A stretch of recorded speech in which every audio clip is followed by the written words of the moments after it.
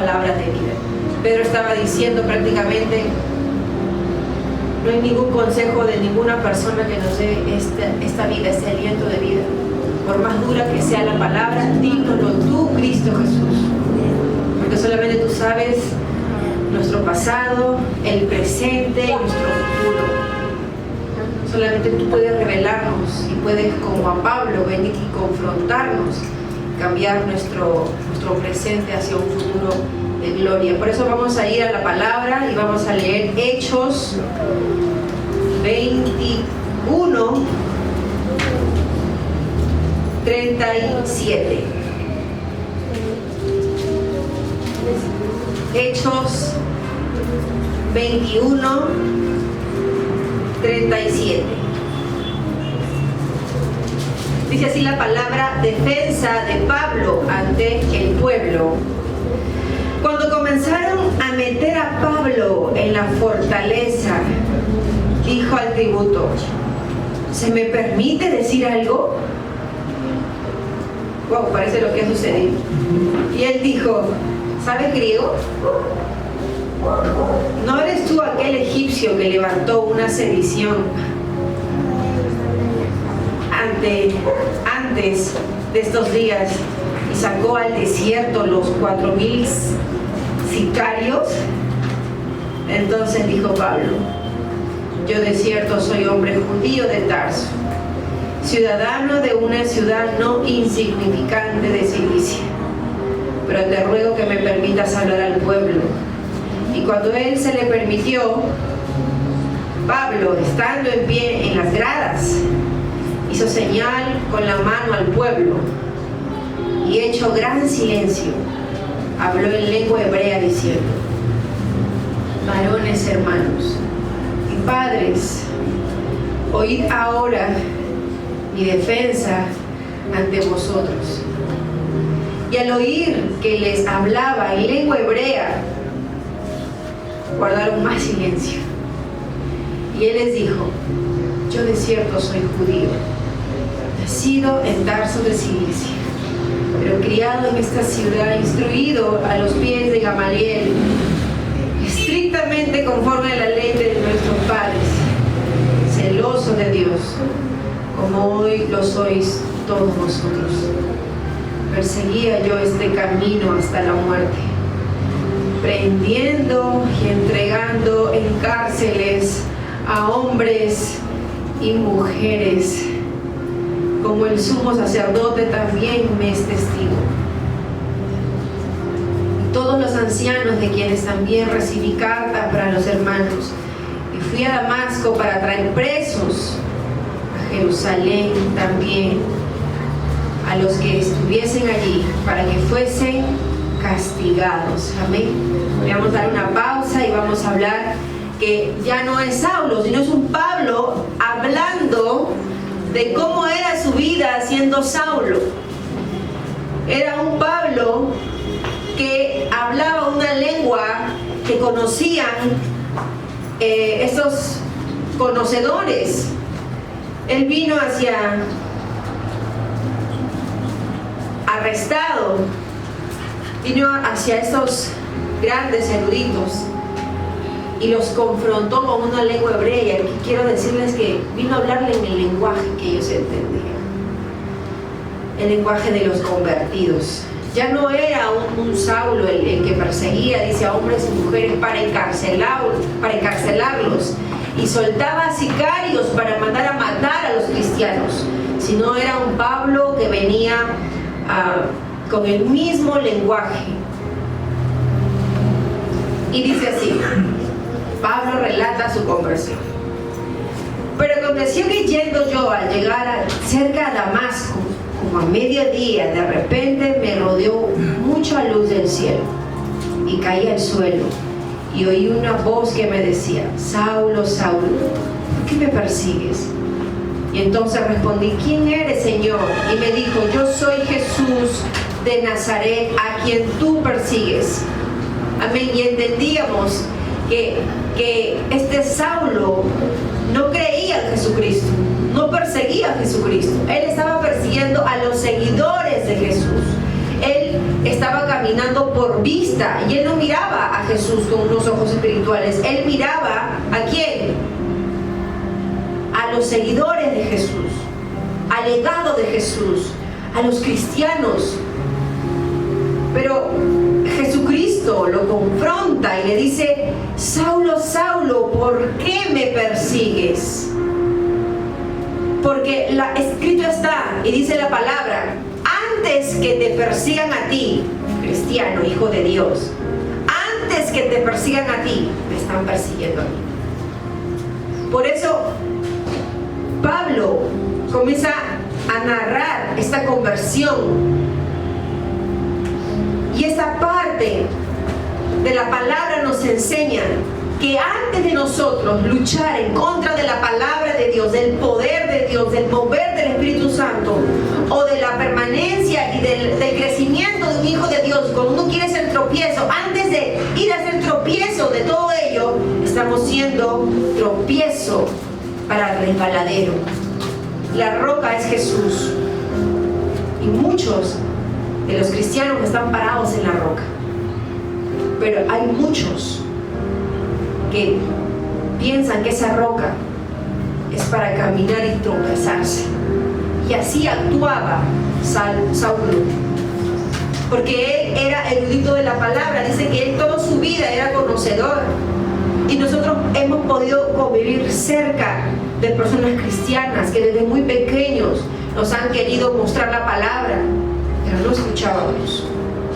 Desde muy niños oraban por nosotros, a ver, nuestros padres, nuestras familias, pero nos llevaban la palabra. Tal vez hemos ido a iglesias, pero nosotros lo rechazábamos. Tal vez siendo adultos, jóvenes, estudiando, pero nosotros lo rechazábamos. Éramos Saulos. Pero Dios hoy nos quiere hablar esa palabra para decirnos que la vieja criatura que el cual nosotros éramos es ahora nuestro testimonio, porque nosotros somos ese Pablo que narra su vida pasada para mostrar a las personas que con Cristo hay una resurrección. Y Cristo le dijo a Marta o a María: yo soy la resurrección. Y aunque ella pensaba: sí, Señor, yo sé que tú resucitarás a todos los muertos en el día de tu venida, en los postreros días, y no entendía que Jesucristo hablaba de una resurrección natural. Y es que permitió 4 días de muerto de Lázaro, para que venga una resurrección a su vida. Pero Cristo es el primero en resucitar. Y aunque Lázaro resucitó primero, según la Biblia, Cristo es el primero de la resurrección, porque Jesucristo cumple la obra de la resurrección, que es la muerte, que es que Él fue a salvar las almas, que Él volvió a venir a la tierra a compartir con los suyos y ascendió al reino de los cielos. Y esta obra de resurrección completa lo hizo solamente uno hasta ahora, quien es Jesucristo. Y Él tiene el poder sobre la muerte y el Hades para resucitar a todos, aunque estén desahuciados. Solamente Jesús lo puede hacer, y en su nombre todo es posible aquí en la tierra.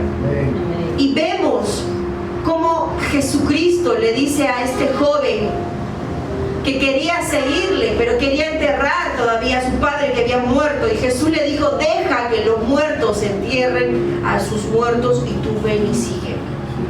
Porque Jesucristo sabía que este joven ya había trascendido, y él ya había vencido juntamente con Cristo Jesús la muerte, y ahora él tenía la vida y la vida eterna. Ya estaba en él la resurrección y la promesa de una vida eterna en Cristo Jesús. Ya estaba en él, ya estaba una vida eterna. Pero a veces nosotros, teniendo ya ese sello del Espíritu Santo, hay unos deseos por volver atrás. Y este ejemplo claro es el padre o la madre. Quien puede mover a los hijos mayormente es el padre o la madre. Pero Dios nos ha dado autoridad a nosotros, para que nosotros seamos autoridad en el temor de Dios y no estemos bajo un terror de obediencia de cualquier persona. Inclusive como Pablo, como tomaba Saulo al sumo sacerdote y pontífice y a todos los que le enseñaron como padres, él rechazó a todos esos padres que le enseñaron la palabra y la ley conforme a una doctrina. Y él abrazó el mundo espiritual, que es con Cristo Jesús, una nueva vida. Pablo resucitó. Y dice, y a los que estaban conmigo vieron a la verdad la luz y se espantaron, pero no entendieron la voz del que hablaba conmigo. Y le dije, ¿qué haré, Señor? Y el Señor me dijo, levántate y ve a Damasco, y ahí se te dirá todo lo que está ordenado que hagas. Como yo no veía a causa de la gloria de la luz, llevado de la mano de los que estaban conmigo, llegué a Damasco.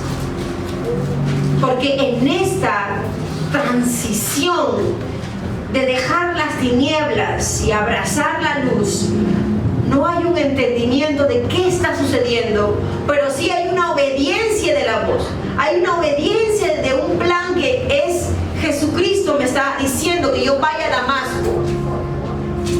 Y aunque no entiendo por qué está este velo, por tanta es la gloria, hay una obediencia. Dice entonces, uno llamado Ananías, varón piadoso según la ley, que tenía buen testimonio, todos los judíos que allí moraban, vino a mí y acercándose me dijo, hermano Saulo, recibe la vista.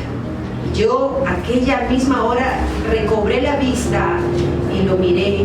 Y él dijo, el Dios de vuestro Padre te ha escogido para que conozcas su voluntad y seas el justo y oigas la voz de su boca. Amén.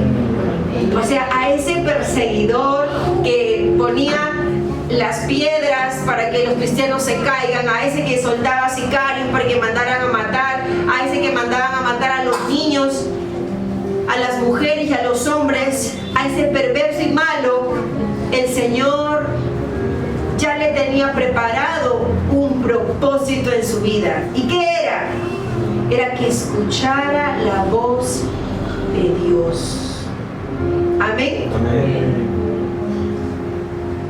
Porque has sido testigo suyo y a todos los hombres de lo que has visto y oído. Y ahora pues, ¿por qué te detienes? Levántate y bautízate, lava tus pecados, invocando su nombre. Amén.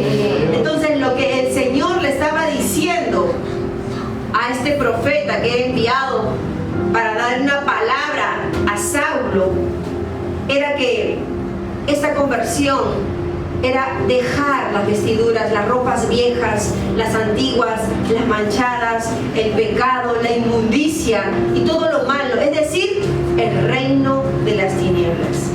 Le estaba diciendo que ahora bautízate y levántate, porque el Señor te ha mirado, te ha escogido. Es más, ya estaba predestinado. Saulo ya estaba predestinado. Nosotros ya estamos predestinados y cada uno conforme a su llamado para la gloria de Dios. Pero le dice algo, ahora pues, ¿por qué te detienes? Porque una cosa es haber recibido el poder, la transformación. Pero eso no quiere decir que ahora Pablo iba a ser perseguido. ¿Y perseguido por quiénes? Por quienes antes eran sus amigos. ¿Quién eran antes los amigos de Saulo? El reino de las tinieblas. El reino de las tinieblas eran amigos con Saulo. Y era un tropezadero para el reino de la luz con los cristianos. Ahora este reino de las tinieblas está en búsqueda, está en pos, está en persecución de Pablo. Como los mismos judíos, como las mismas personas llenas, porque ya entendemos que Jesucristo dijo hipócritas, hacedores de maldad, víboras, o sea, hijos del diablo, ¿no? Su padre, el diablo. Ya sabemos quiénes estaban tras esas personas, esos demonios. Esos demonios comenzaron a utilizar a las personas para perseguir ahora a Pablo. Y vemos que hasta la misma iglesia no creía la palabra de Pablo y su conversión, porque ¿qué decían? No eres tú. ¿Qué vienes a hablar? Dice defensa de Pablo del pueblo. Pero no eres tú el que soltaba a los sicarios, el que hacía todas estas maldades. No eres tú.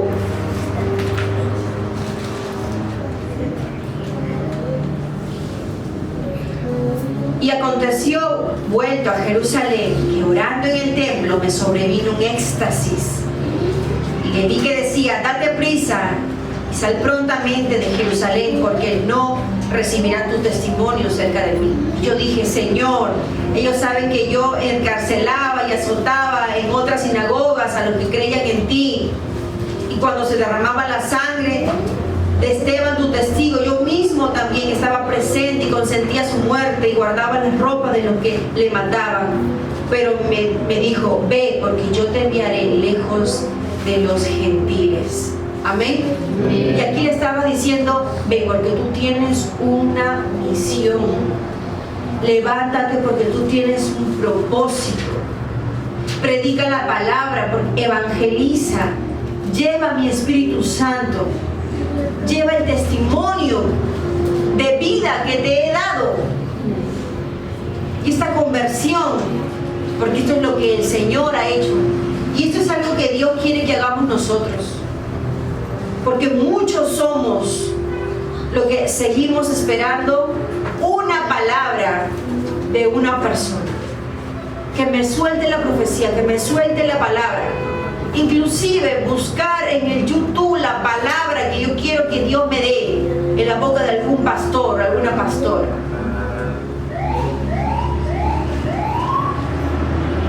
Y les voy a decir algo, hay un mover que es de Dios, que es limitado. Yo sigo al pastor, yo sigo al pastor, yo sigo al pastor, yo sigo al pastor. Y ese es un mover de Dios. Pero hay un mover que trajo, ya no de Pedro, que sigo al pastor, sino hay un mover espiritual del Espíritu Santo, que es para los gentiles, que trajo Pablo. Y él no fue predicado por Pedro, él acudió, él buscó a Pedro, él buscó la palabra. ¿Por qué? Porque primero él fue con Jesucristo. Jesucristo fue quien lo convirtió a él. Jesucristo en la intimidad a él mismo, fue que trató con él, lo ministró, le dio las visiones. Y fue Dios mismo que puso profetas y pastores delante de Pablo para que le den la palabra que Dios quería anunciarle a Pablo. Por eso que Pablo luego vemos con Silas, con Timoteo, con Pedro. Y él fue y se metió, creo que 2 años a escuchar que Pedro le predicase a Pablo. Y Pablo estaba ahí sumiso a la palabra de Dios, escuchando lo que Pedro le estaba enseñando la palabra. Fue y se dejó bautizar automáticamente. Él vino con todo. Pero quien le ministraba a él era esta corriente del Espíritu Santo que trajo ahora hacia nosotros, los gentiles. Y hay mucho pueblo, hay un montón, ve, porque yo te enviaré lejos a los gentiles. Hay mucho pueblo que necesita de la palabra de Dios. Hay muchos de nosotros que nosotros mismos estamos secos porque seguimos buscando y esperando una palabra de alguien. Pero hay una corriente, hay un mover espiritual que trae el Espíritu Santo. Y en estos tiempos donde las personas, dice, estarán hambrientas de la palabra, pero el Señor mismo secará la boca de los pastores y los profetas ya no profetizarán en el tiempo postrero, porque el Señor ministrará a cada uno conforme a su corazón, a su conciencia, para su conversión, para dejar la vida antigua a una vida nueva, para dejar la muerte entrar al reino de la luz. Y esto es algo que Dios quiere que nosotros comencemos. Una vida espiritual en su nombre, en el nombre de Jesús.